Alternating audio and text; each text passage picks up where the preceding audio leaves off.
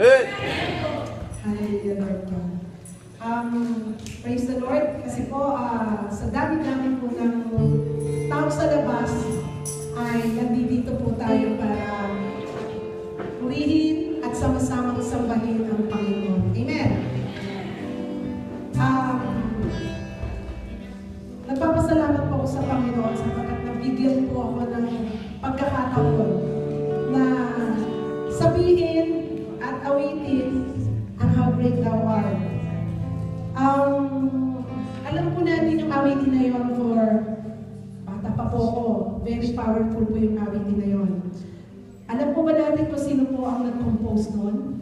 Ang composer po nun ay si Gustav, is a Swedish pastor and member of the parliament. God gave this song after a severe wind and storm.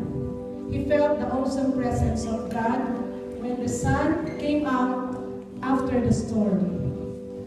No matter how dark is the sky in your life right now, there is always a bright light above the clouds.